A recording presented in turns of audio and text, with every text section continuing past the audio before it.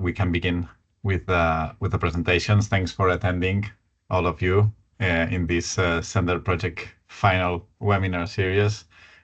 We are very glad to be able to talk about all the activities that we have done in the pilots and also the lessons learned. So if you can go to the next slide. Actually, Adria, you can go directly to the next one here. Well, this is the agenda. The meeting, one back. This is the agenda. So we are going to work on this presentation regarding the SENDER pilots, activities, lessons learned from the demand response demo sites that have been deployed in 3 different countries, and that will be introduced and presented by the pilots themselves, VTT, VICE, and ADE. EcoSurveys was the coordinator of the work package of piloting, and that's why we are here. After the presentation of the pilots, we are going to leave you half an hour if you have questions and regarding and details of the deployment of these pilots and the lessons learned, and at the end we will have some closing remarks. Thank you, Adrian. So as an introduction, I would like to say that this has been, if you can go to the next one. This has been a very long project. I think it's the one that I've been involved that has like month 52 in their Gantt chart. It has been a very long and very tough project to deal with, because we have faced a lot of problems regarding COVID, regarding chips manufacturing and production, and so on. So it's very interesting to talk about it.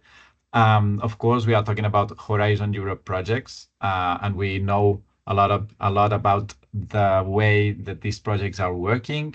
We are focusing on a project that it's related to the demand response. That means that we wanted that the residential consumers had a system to be able to access to energy services in their houses regarding flexibility and so on. So it's important to have in mind that. You can go to the next slide, Adria, please. So here in this final webinar, we wanted to introduce you to show you the lessons learned, that there are a lot, because as I said, for the demo site itself and for the production of the energy services, we have learned a lot on what we can do, what we can't do, and what went right, and of course what went wrong. And this is, I think, when there is it turns very interesting when you talk about the demo site and these kind of experiences. Adria, if you can go to the next slide. So we are going to focus on the demo sites, on the demonstration, on the piloting, on the testing. So it's not like the image on the left, that it's in a lab, in a laboratory. Here, what we wanted to do is to bring the people that they work on the field.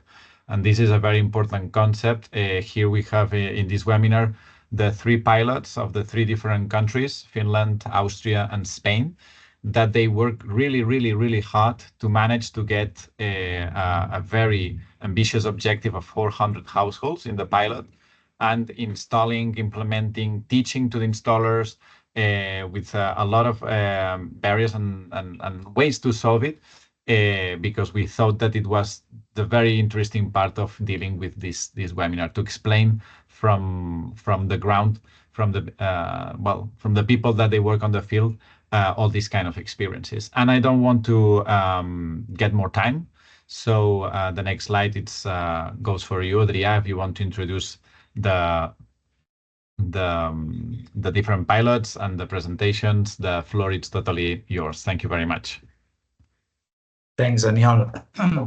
So yeah, I introduced myself as well. I'm Adria, working in EcoSurveys, as same as Daniel. And yeah, basically in the next section, I would like to make a summary of all the actions we've done in this project together with the 3 pilots. So I will be speaking, but also they will be speaking. So feel free also to leave any questions on the chat. We will try to answer them later. For the pilots, feel free to interact or interrupt me and say whatever you need to say. Okay. First to start, as Daniel was saying, the project had 3 pilots in 3 different countries with 3 different climates. One was in Spain, close to Valencia. Another was in Weiss in Austria, and another one was in Espoo and Tampere in Finland. And the core idea of the project was to test flexibility services through demand response in residential houses. That means for those who don't know, flexibility the idea is to be able to adapt from the demand side the energy we need in order to satisfy grids which may come from the distribution system operator, for instance, for being able to take more advantage of the renewable energy technologies. For example, if there's more wind, if there's more sun, then we may ask to the residential houses to increase their consumption to take advantage of this climate. And for instance, turn on the HVAC and then use this renewable energy. And as soon as there is no wind, for example, then we may ask the residential houses to decrease their demand, so we can avoid using other energy sources which may not be renewable, as gas or fuel, etc. So that was the main idea. So what we've done is through 3 pilots, recruiting many different households, different type of families, controlling their assets, their loads, their devices in their households, in order to see if we could perform these demand response actions with them and see if that could be useful in future energy markets. So yeah, the first phase was the recruitment of participants, which was quite challenging, and also then we made the pilot up with all of these participants who were recruited during 1 year, and now we are finalizing it actually.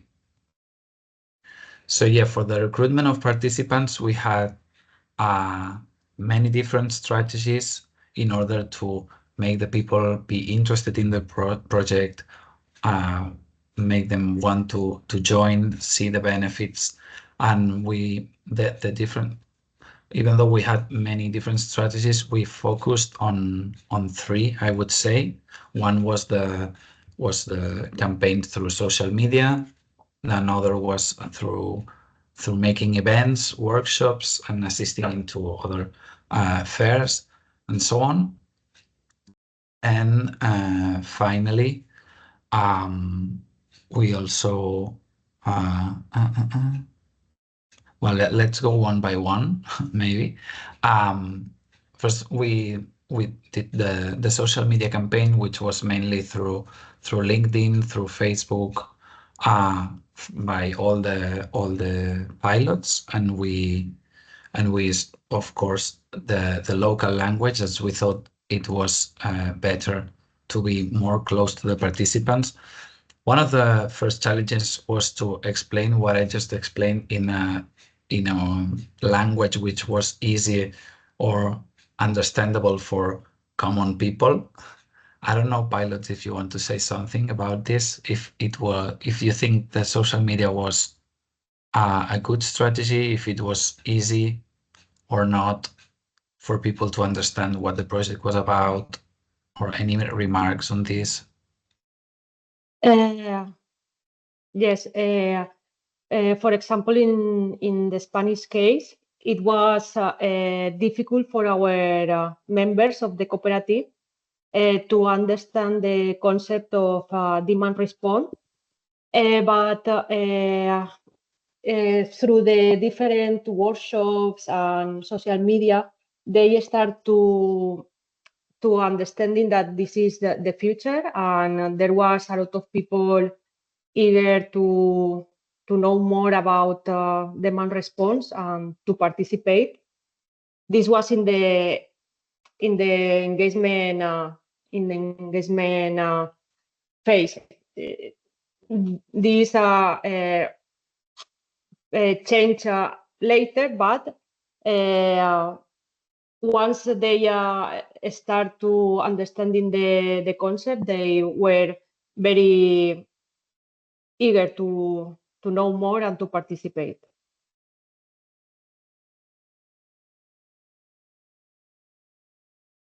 Thank you, Gemma. So I'll continue.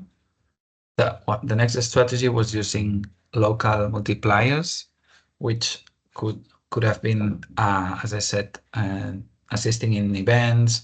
We can see here in the pilot of Wise also used a local newspaper to advertise the project, which had a very good impact as well to gathering more participants.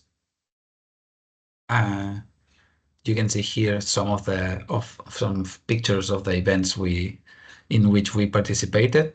I don't know if some pilot wants to share something about these events, conclusions, or what were the people more interested into. Yes, I will speak to that. Yeah, it was during COVID phase, as you can see, maybe in the pictures below, we had all masks on, so it was a bit difficult to gather a lot of people at events, but yeah, it was possible. And once we explained them how the project works and what the goals are, some of them were very interested in participating and then already registered there. But yeah, as we explained maybe later, it took a lot of time to get started then. Yeah. Thank you, Gottfried.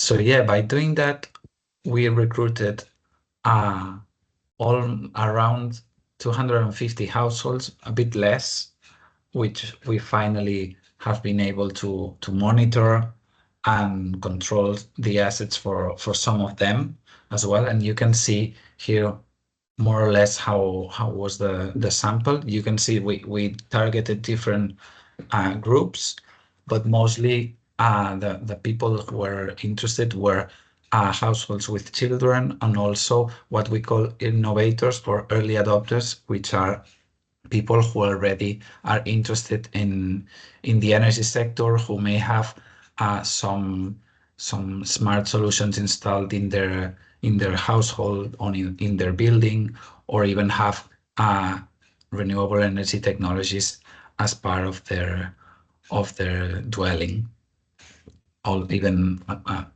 they may be photovoltaic panels, or some of them had also electric vehicles, as is in the case of Finland, for example. You can see also for the types of dwellings that most of the people interested were living in detached households or semi-detached households, which are more present in small villages, and I guess in Vice, for example, or in Finland, many of the households may be in such way. I think there were more apartments in Spain, but even in this case, there were the sample was a bit diverse. And this also was interesting, as the project draw some conclusions about the energy consumption, for example, depending on the type of dwelling or the target group, which is also interesting. So yeah, for the recruitment phase, let me say that at first we were aiming to get 400 households, but in the end it was very difficult. Also, we will talk more in deep about this, but some of the activities got delayed, and this also ended with some participants losing interest in the project and having the drawback. and not participating anymore. But yeah, basically, as we were saying, the challenges for the recruitment phase, I would say the fact that by default, the people is not interested in demand response. So we have to explain them what is this about, why it will be important in the future, and basically people is not aware of energy and what you can do about it. So it was also a matter of like teaching them, making them learn and understand. That is a very important aspect. Also about understanding the concept of demand response was a challenge for make them understand. And also, as I was saying, it was difficult to reach some of the target groups because not all the target groups may be consuming social media. Not all the target groups may be participating in events or workshops, and we didn't know how to reach some of them or how we could make some of them interested in a project. I don't know if some of the pilots wants to add something else, which you thought it was challenging about recruiting the participants.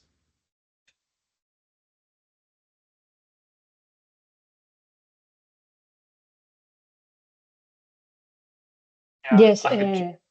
Please. Gemma, Okay. In Spain, we face a difficulty that, for example, we are a DCO that is part of a cooperative group. So the people that are more involved in the cooperative, usually it's people age over 65 years. So for these people, was very difficult to understand the demand response concept. They were thinking like what we were doing in this project is to implement some domotic in their phones so they can control everything by the phone. But later we discovered that they have very old houses with electrical panels very basic, and this was a problem too, because this was the people that we are reaching more, because they are very involved in all the cooperative workshops and social media, but they were not, a lot of them, they were not able to participate in the project. Yeah, I agree. Yeah, maybe I would just highlight the first bullet point here, the lack of interest about because of the unforeseeable benefit, like because it's practically impossible to say that what is, for example, the economical benefit for a household when participating in such demand response schemes.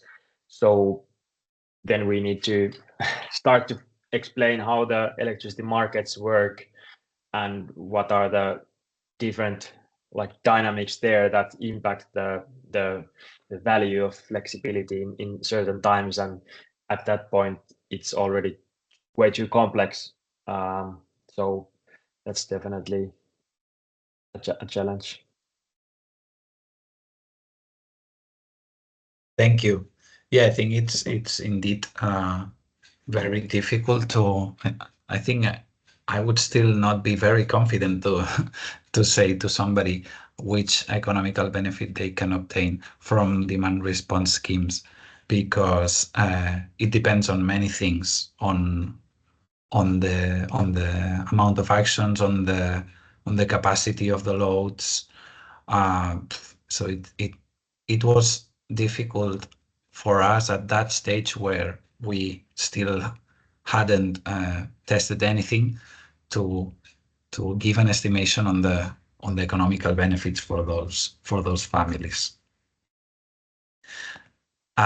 So yeah, moving on, I would like to briefly explain the different use cases that we did with the different technologies on those households, because we tested different things, different schemes or algorithms with the technologies. The first one was the explicit demand response. For this use case, basically what we did was using external signals, which at the beginning were thought to be coming from the DSO or from an aggregator, which would ask us to increase or reduce the power from those households. Then we would adapt to the grid demands to control the loads. And then the idea is that we would get some economical benefit for this load shift, whether it is upwards or downwards.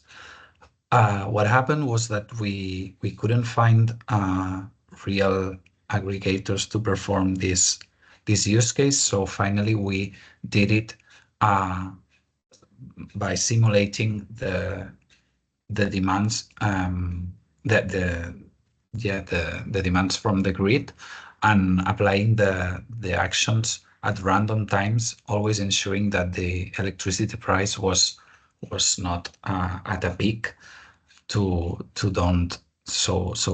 the users didn't experience an increase in their energy bills. Secondly, we had the use case 2, which this one was targeted to people having photovoltaic panels. And this was thought to be more like an automatic use case, which would try to optimize the consumption according to the production of the solar panels. So more consumption would be during sunny hours, and we would try to reduce the consumption during the night, basically by controlling HVAC, electric vehicles, or domestic hot water tanks. The use case 3 was another one aiming to minimize the electricity bill. And what we found here was that at first, some of the families were having a bill with a flat tariff, which was basically the same price for all the hours of the day, which this made it impossible to test this use case. And we had to stick to those having different prices for different hours, or those having a tariff following the market spot price. And then that would give us the possibility to reduce the consumption at peak hours of electricity price, and try to increase the consumption when the electricity price was lower. And finally, the use case 4 was more linked to the mobile app, which we also provided to the users, so they could control themselves the devices, besides the controls that we were doing. Also, they had the possibility to deny some of the controls that we were having, in case they want to use the devices in some other way.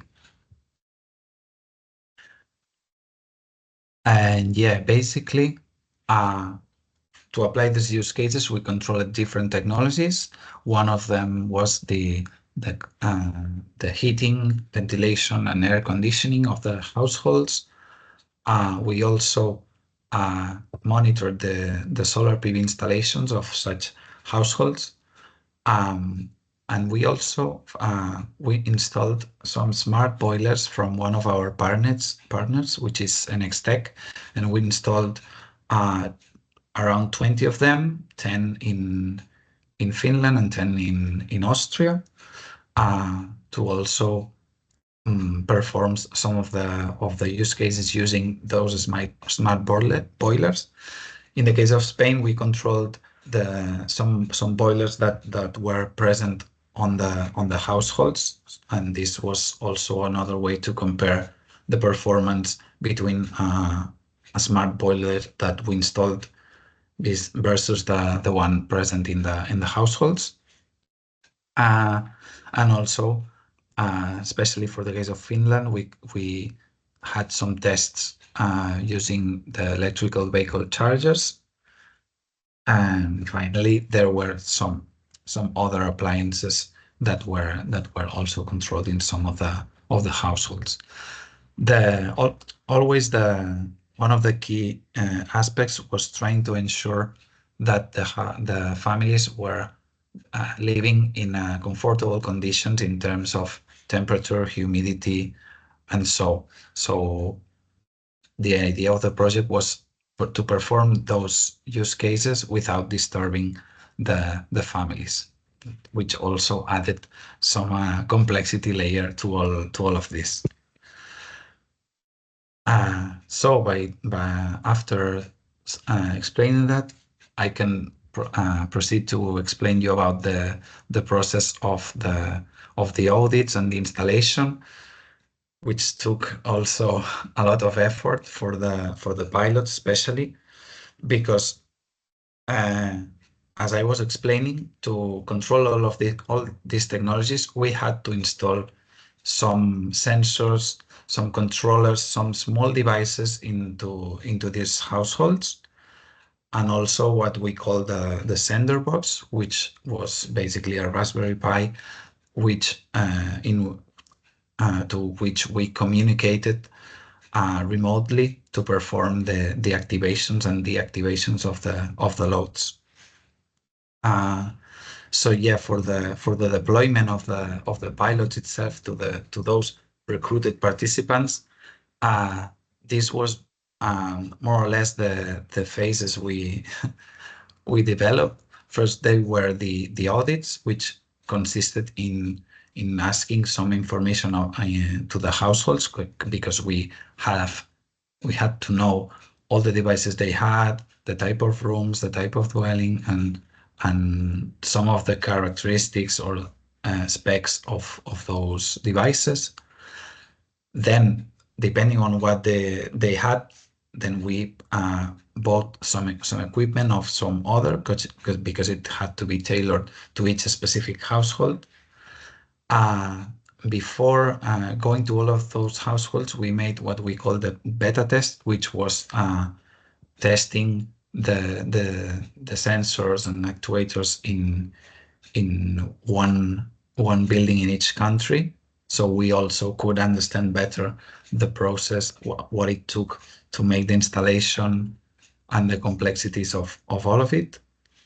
And then we proceeded to install into the households, like defining who would be the installers, scheduling the visits, and so on.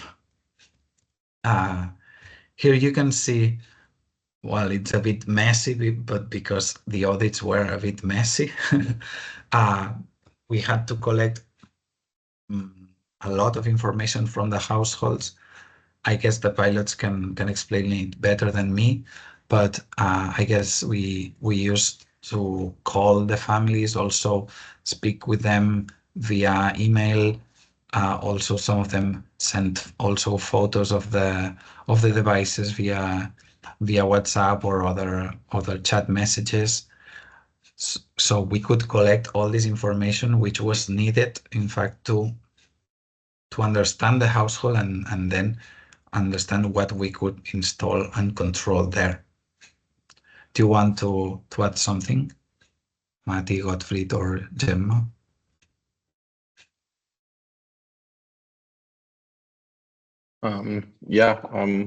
Like you explained, the audits were very detailed, of course. Early adopters knew their types of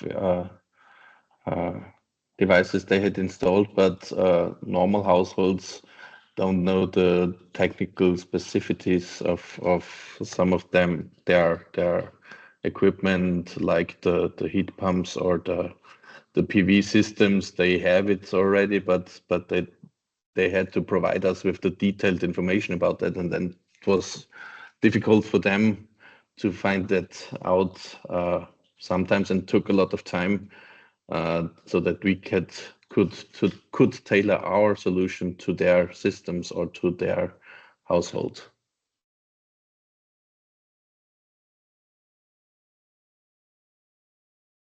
Thank you. Yeah, I remember it took a lot of going back and forth with some of the families. Yeah, then another thing which was also quite challenging was doing the visits, because I remember it took not only to coordinate the families with the pilots, but also we needed someone from MyProtec, which is another technological partner, which was connected remotely to verify that the connections were well made and stable, and validate the syncing of the devices. So it was quite challenging. I remember some of you had to even do more than one visit, because we initially thought it would be possible to do the installations just by going there once, but I remember we experienced some devices which were like installed the other way around, some devices that got disconnected, and so this also took more effort than expected. I don't know if you want to add something, maybe Matti. I mean, yeah, we definitely had to do many revisits for many reasons. There's no one to blame for that. There was some human errors, and then the devices didn't work as was planned, and then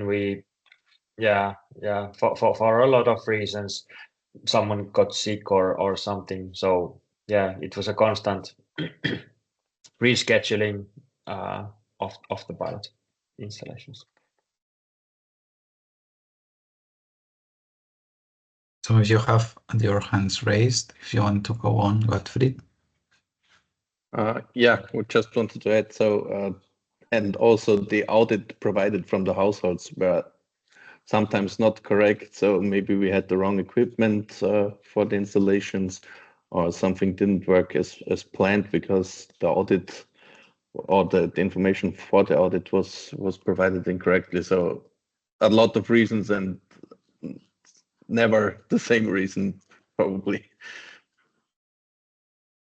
Yeah, it's tough because I understand that some families may not know all the details of their boiler, for example, or for their HVAC. So it could happen that someone reported a wrong information, and then that led to problems in the installation phase.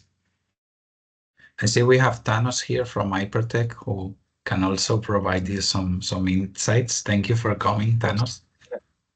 Thank you, everyone. I'd really like to express my side of this whole experience. I was with Mari and Gottfried in all this procedure, and thank you very much for your efforts. They were extremely, they gave extremely efforts during the deployment of the solutions.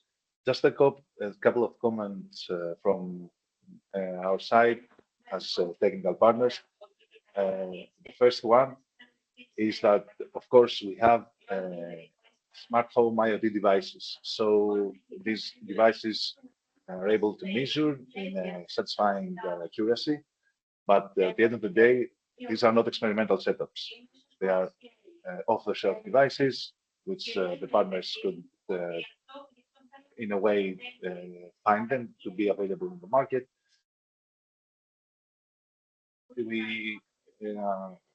we are forced to work with this type of solutions because they are the only type of solutions available for this type of implementation.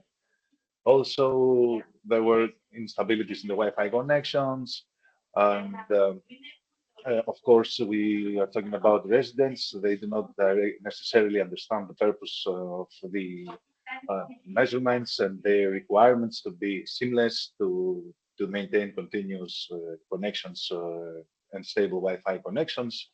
So all these constraints led to this type of back and forth.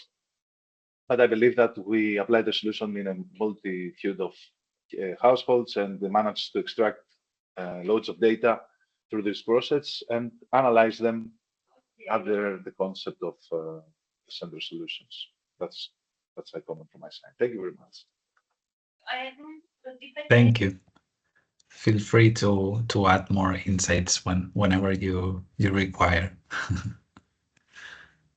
So yeah, continuing, you can see here some of the pictures of the installations, which I think they're quite interesting in many of the households. So yeah, actually we had to interact with the electrical board, installing some clamps there, some meters here and there.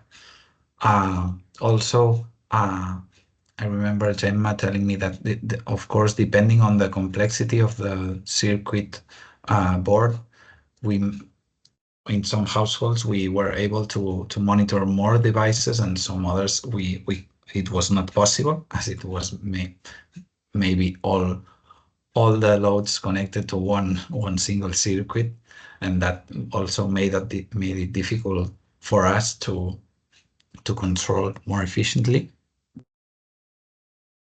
And yeah, basically, for the engagement of the participants, for keeping them interesting during the whole process after the recruitment, I would say basically the main challenges were the fact that, as we were saying, the audit process was exhausting, was difficult. Some participants struggled to provide all the information. Also, then the fact that in some households we could not monitor or control all of the loads we expected at the beginning. Also, that discouraged some of the participants, as they could not control using the app all that they wanted. Also, as Aniol explained at the beginning, we experienced some delays with the purchase of the equipment, because there were not electronic devices available in the market around. Well, I don't remember if it was 2021 or 2022, but after COVID and also the war of Ukraine, it was difficult to find some of the devices required to install, and that caused some delays for the start of the installation phase. And that also jeopardizing some users' confidence in the project. And yeah, we had to keep the communication with them fluently. We were explaining them basically what happened at every stage, so they could understand, also be part of it. But as a conclusion, I would say it's difficult to predict everything. It's useful to have some allocated budget for having to perform more visits than expected, or more communication than expected, or maybe also to buy devices with other suppliers that may be more expensive, but because maybe there's the only supplier that has the equipment that you need, and so on. Also, regarding the technical part, I would say that Yes, we were saying the delays and the fact that the commissioning was also tough.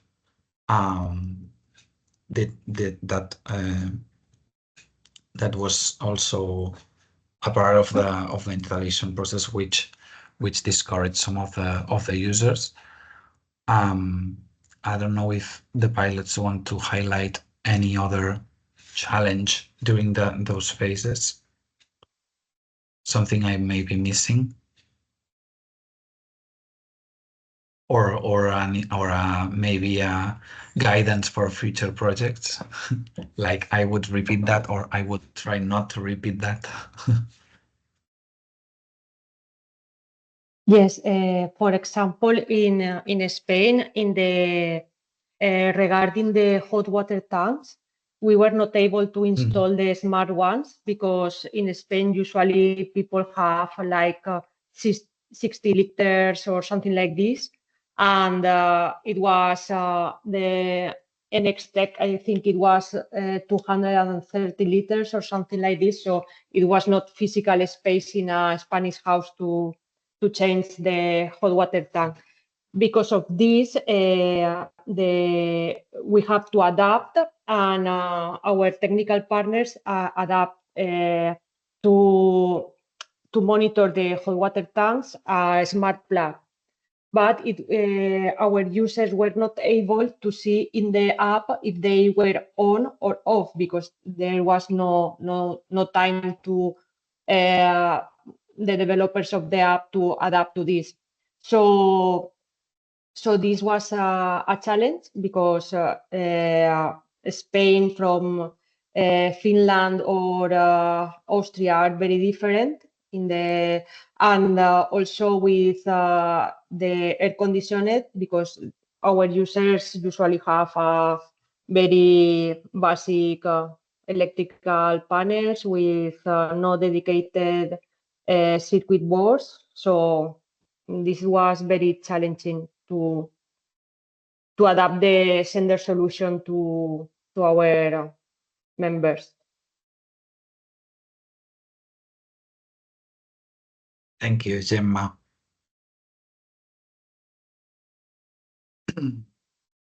So yeah, moving on. Yeah, I take a break, a short moment to explain how we perform the demand response actions, because it was not only a matter of having the devices installed in the households and that's it. It in the back there were more complexities that were not expected at the beginning of the project. So as I said, as we couldn't find a real aggregator to ask us through external signals to increase or decrease the demand, we simulated the aggregator. So to do that, we had to merge all the data into a single platform, which was done this by AIT, which was one of our partners, and they generated the flexibility request. This request, it was basically data which was sent to all of the devices to generate controls like a day ahead. And after that, when the time arrived, we would need to check if the device was on or off, if it was plugged or unplugged by the user. And finally, if all was correct, then we could perform the activation or the deactivation, which were also done according to baseline profiles, which we defined beforehand for each day, which could tell us in which times of the day there was a possibility to increase or decrease the demand. I don't know if it's correctly explained. If Thanos, you have something else to add about this chain of data. Pretty much, Adria, as you described the process, we need to overcome different obstacles during this procedure in order to have an accurate demand response, event generation, and rollout in the specific household. So pretty much, yes, we had to take a consent initially to rearrange the schedule in order to find a suitable time slot to perform the changes, or do it in an automated way, keeping always in mind that the occupants are not impacted by our actions. And of course, there's not always a one-to-one connection between dispatched actions and actual response from the hot water or HVAC system on the household end. So we managed to be successful in specific and standard cases, which acted as a basis for the further analysis that has taken place in the last months of the project. Pretty much, I agree with the description. Thank you. So yes, as we were saying, only when we had the permission, when the devices were ready, and when the internet connection was also okay, then we were able to control the devices. So yeah, after explaining that, I give the floor to you. I don't know if anyone has any other question, request, anything you would like to know more about our project, which we may have missed. If someone has any question.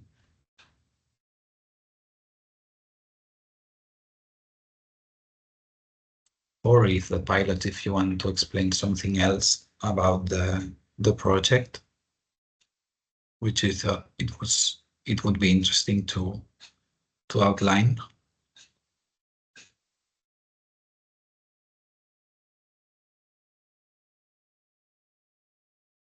Yeah, I would just like to highlight the differences between the pilots already seen in the audit process.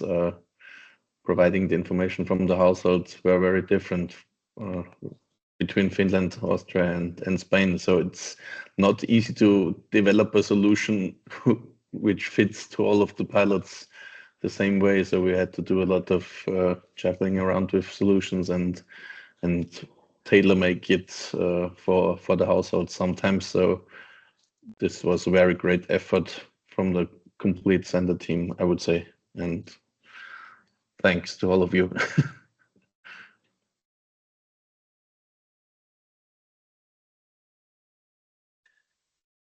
Okay, so if there are no questions, I think we can move on to the conclusions.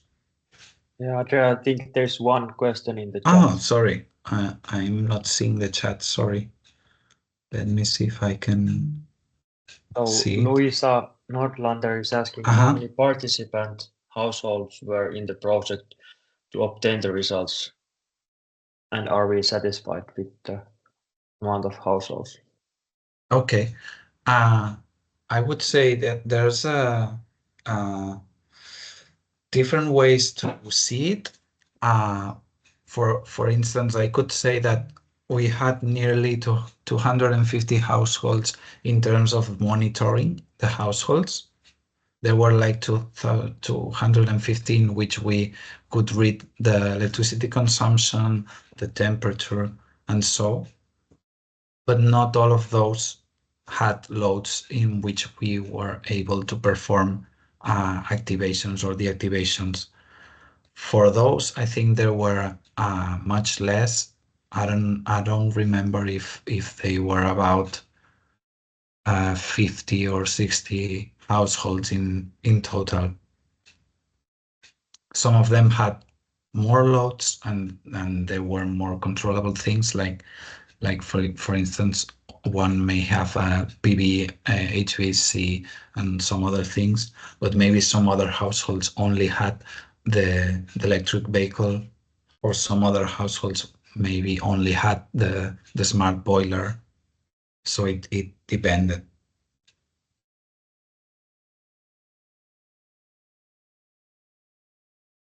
That was basically it. We just published a report about the monitoring of the households last week, and we are still developing the results, like the KPIs for the use cases I explained, and we are waiting the results these weeks. We are aiming to finalize the results by the end of March.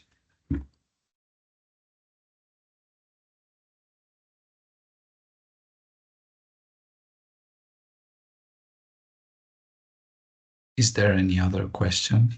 I still can't find the chat while I'm sharing the screen, sorry. No, Adria, that was it. You can continue. Thank you. So yes, as a closing remarks. Sorry, Adria. Mm-hmm. There just popped up a couple of new questions. That's great. So in one of the slides on technical challenges, it was mentioned that it was challenging to onboard consumers who already had smart devices installed. Could you please explain a bit about why it was difficult to convince them to participate demand response programs from a technology point of view? I think maybe you can answer yourself. Yeah. But... Yeah. So the difficulty in convincing those early adopters who already had smart devices was that they might have had better, more expensive, like more capable devices, smart devices already installed. As in this project, the aim was not to provide or develop the best of the best system, but rather to try to find the most cost efficient system. So we tried. That was our aim to do it with as cheap as devices as possible, so that it would be available for the masses. So some of the consumers already had much more advanced systems in place, and in those situations it was very hard to convince that this will not improve your thermal comfort or economical performance, but you will give insight for the researchers. Yeah. Thank you.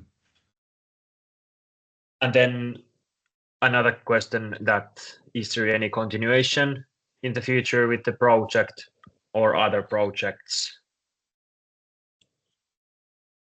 As far as I know, that there is no continuation, at least for SENDER.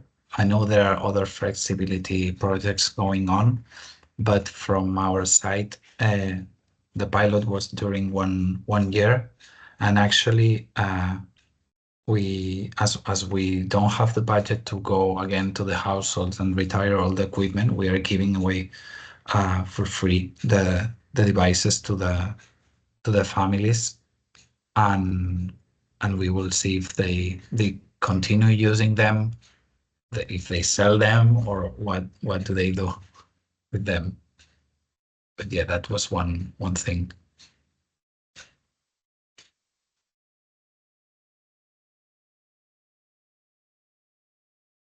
Okay. So moving on, let's see if we can draw some conclusions, do some closing remarks for other future projects. working with pilots. It says Adria, but all of you can intervene. I would say for the recruitment, it's one of the conclusions was that, as I also said, it's important to try to explain the project in accessible language that it's easy to understand for everyone, especially when you're not targeting only early adopters of technology and you're targeting general population. And try to have different communication channels because different types of people use different channels. Also try to be honest and communicate the benefits of the project as you know them, because this was one of the things that I think it was complicated for us in the project because we didn't know exactly. Maybe our expectations were higher than what we could promise to the users.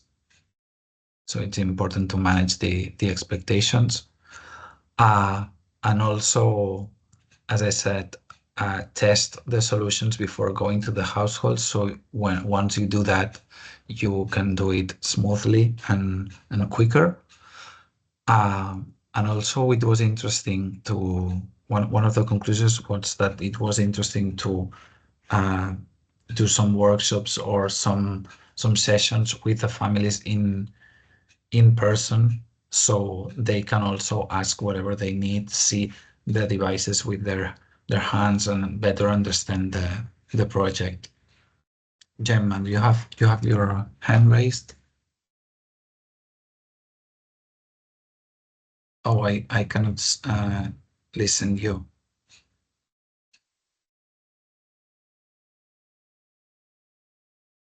We can't hear you, Gemma. I don't know why. At least I can't. No, I can't hear either. Maybe Gemma is saying that there's also, again, another question in the chat. I actually tried to already answer it just now in the chat, but we can also go through it now or in the end. We can go through it now if you want.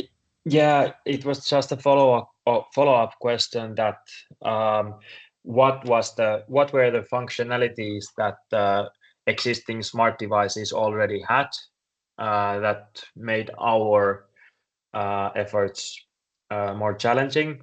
And I replied, at least from our side, that some of the smart devices that we encountered had better, for example, better functionalities or better opportunities for the end user themselves to control the devices, or maybe the devices had better like visualization or like a graphic user interface where the user was able to analyze the consumption better, or indeed some of the smart devices included also demand response functionalities. Thank you. I think you answered very well to the question. I don't know if Gemma wanted to say something else. No, it was the question in the chat. Okay. Thank you. What else? Yeah, about the procurement of the devices. We actually tried to make an early planning of and place bulk orders in advance, because some of the devices were like the same for all the households. but even that was difficult because the providers were lacking devices in our case. But I would say it is still interesting if you can harmonize and do bigger orders, then you might be able to mitigate supply chain issues and also get better prices. Also, the fact of finding local providers when possible was interesting, because then we could have reduced delivery times. And yeah, here it says it also about the buffer stock.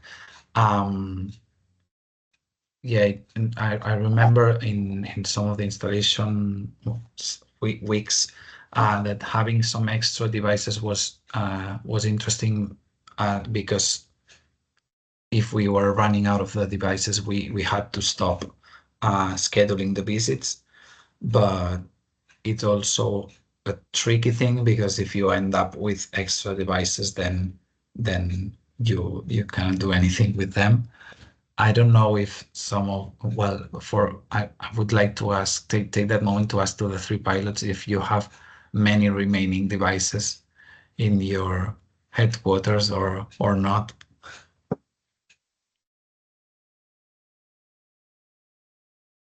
Go on, Gemma. Okay, yes, we have, for example, installed 46 houses.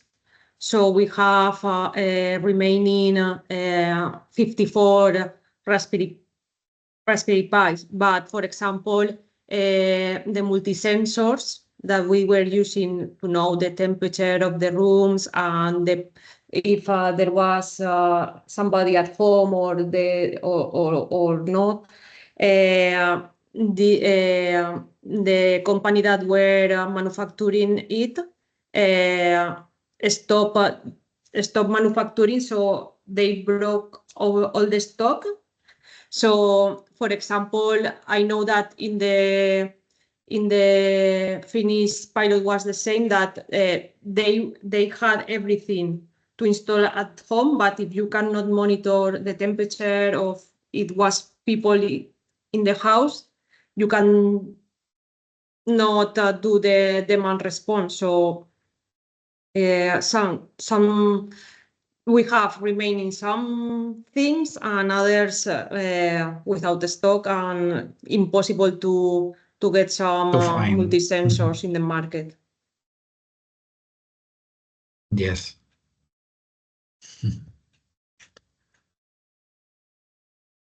Okay, about the installation. What I think I learned from the project is try to have all the information you can before going to the households. Also, if it's possible for future projects to, instead of doing the audits remotely, actually go into the households and take note of everything, maybe that could have been better. What do you think?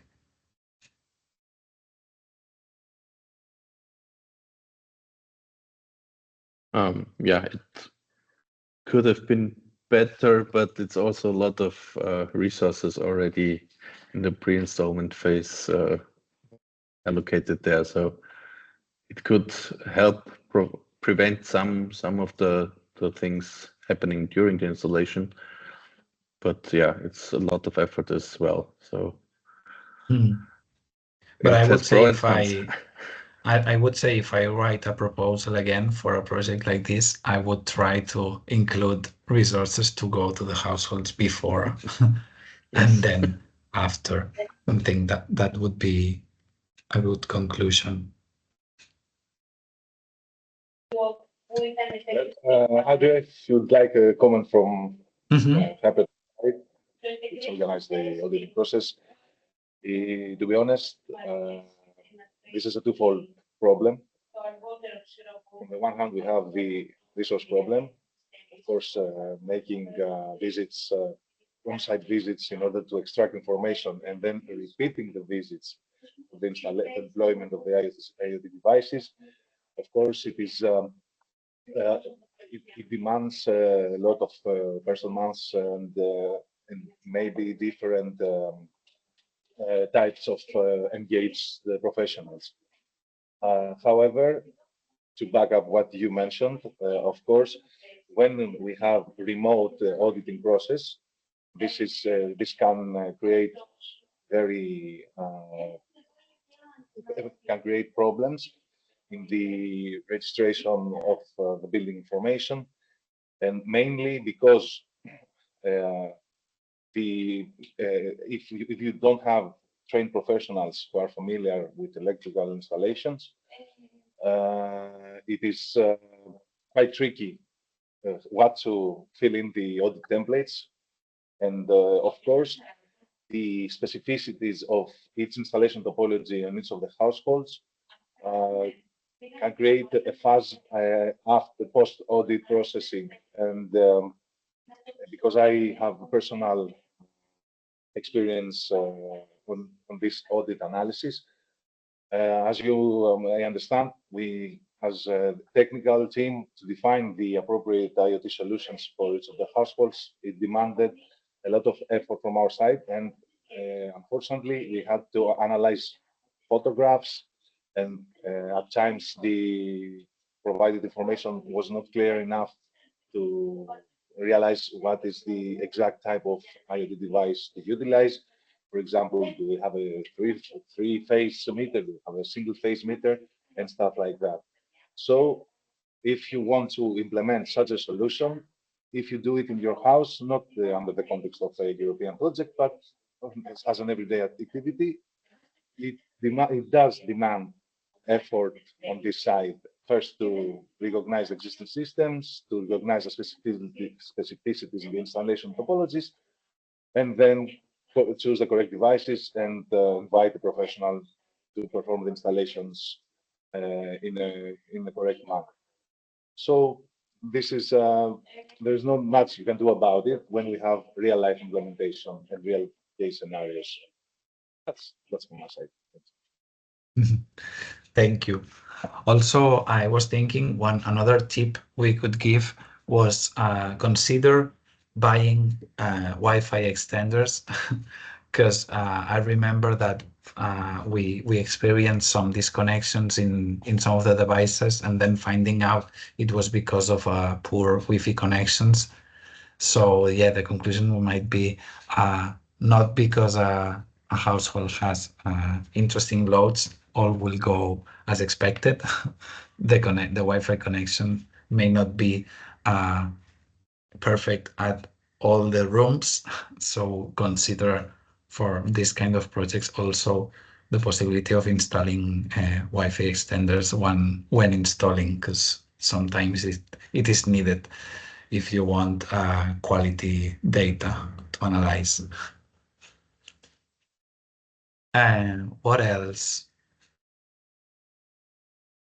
Yes, I would say, yeah, one other interesting thing was that for some of those disconnections, I remember asking to the users if they could reset some of the devices, because some of the troubles they could solve them themselves.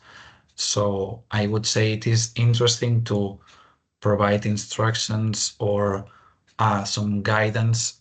So in case we have some disconnections or some problems with some of the devices, we try not to go to the household again and try to see if the family can solve the connection problem by themselves. Also, it's important that they understand the importance of having always a stable connection, not unplugging things or changing the Wi-Fi password, because then things have to be re-synced again, and we may have lost some days of useful data. And yeah, about the KPIs of the, well, we're still working on that, but I would say take into consideration that if you're working with a large amount of households, you will have huge amounts of data. So, and if some disconnections occur and so on, there is a huge task of cleaning the data, interpolating things, and so to be able to calculate the KPIs or the results, or basically analyze all of the data. So it is quite a thing to consider when doing such kind of projects. And yeah, basically that was what I was going to say. I don't know if anyone wants to add something else, something valuable for the future, for other projects, some conclusions from the pilots or Thanos or anyone else involved in the project, or Aniol, my colleague.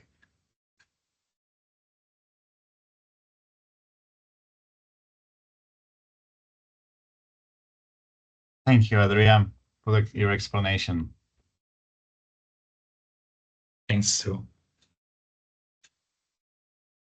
So yeah, I think then we can finish the webinar. Thank you all for attending. Thank you all for the questions.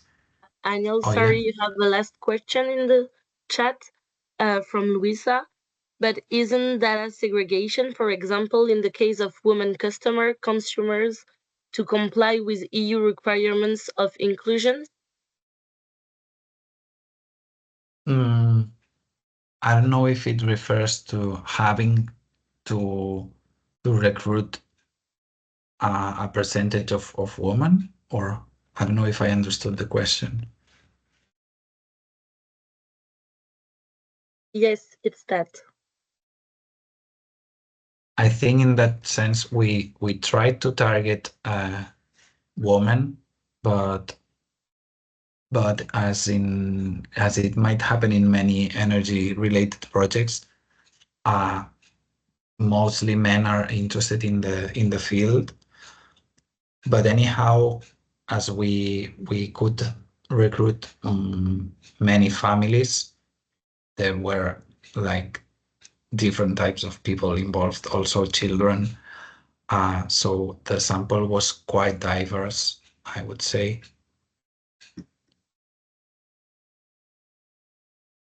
Yeah, I would know. just want to add to that. Yeah, the mostly men registered, but they included their home or their building. So women and children were also in that household. So we can't divide them like we used to. So we also asked how many people are in the households with how many women, how many children. And I would think just to count the registered people, maybe men would register more, but they are also included the women and children there. So, yeah. See, I'd have to check, but I think about the people who actually registered and filled the forms, I think there were like 30% of women or around that even.